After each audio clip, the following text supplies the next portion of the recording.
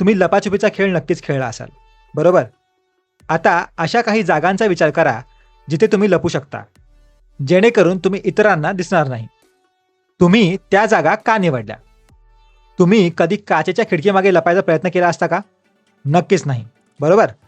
कारण तुमचे मित्र त्यातून आरपार पाहू शकतात आणि तुम्हाला शोधू शकतात.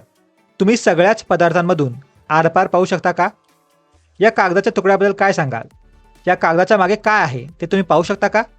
ज्या पदार्थांमधून आरपार पाहता येतं त्यांना पारदर्शक पदार्थ म्हणतात.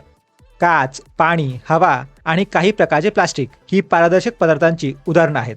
उदाहरणार्थ, या काचेच्या मागे असलेली पेटती मेणबत्ती तुम्ही सहज पाहू शकता आणि पाण्यातूनही पाहू शकता.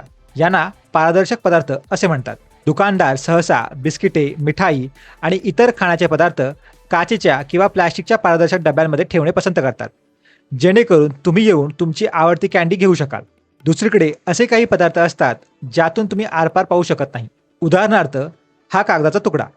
आता जर मी हा कागद असाच ठेवला तर मला खात्री आहे की तुम्ही ती पेटती मेणबत्ती पाहू शकणार नाही. होय, तुम्हाला थोडा प्रकाश दिसेल, पण तुम्ही मेणबत्ती पाहू शकणार नाही आणि अर्थातच तुम्ही त्यामागे असलेली काच पाहू शकत नाही.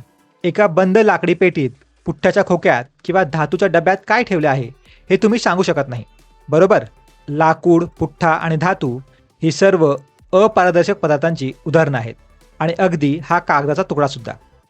तर पदार्थांची गट करण्याची ही आणखी एक पद्धत आहे. ते अपारदर्शक आहेत की पारदर्शक? आता आपण एक गंमत पाहूया. मी हा कागदाचा तुकडा घेणार आहे आणि मी त्यावर थोडे तेल लावणार आहे. ठीक आहे? तर इथे माझ्याकडे तेल न लावलेला कागद आहे.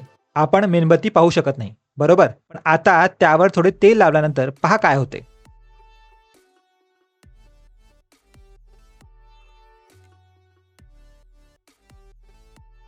तुम्हाला असं वाटतं का की मेणबत्ती आधीपेक्षा अधिक स्पष्टपणे दिसत आहे? पण तुम्ही तेलकट कागदातून स्पष्टपणे पाहू शकता का? नाही, बरोबर? पलीकडची प्रत्येक गोष्ट दिसत नाही. तर हे पदार्थ ज्यातून पलीकडच्या वस्तू दिसतात पण स्पष्ट दिसत नाहीत, त्यांना अर्धपारदर्शक पदार्थ असे म्हणतात. अर्धपारदर्शक पदार्थाचे हे आणखी एक उदाहरण आहे, हा काचेचा तुकडा. जेव्हा मी हा मेणबत्ती समोर ठेवतो तेव्हा तुम्हाला मेणबत्ती पूर्णपणे दिसत नाही, पण तुम्हाला माहीत असते की पलीकडे काहीतरी आहे, काहीतरी चमकत आहे, काहीतरी जळत आहे. हे असेही दर्शवते की सर्वच काचा पारदर्शक नसतात, काही अर्धपारदर्शक देखील असू शकतात. ही पदार्थांचे गट करण्याची आणखी एक पद्धत आहे. थोडक्यात सांगायचे झाले तर अपारदर्शक वस्तूंच्या आरपार पाहता येत नाही, तर पारदर्शक वस्तूंच्या पलीकडे काय आहे ते स्पष्टपणे पाहता येते. आणि शेवटी अर्धपारदर्शक वस्तू त्या असतात ज्यातून पलीकडे काय आहे ते पाहता येते पण स्पष्टपणे काही दिसत नाही.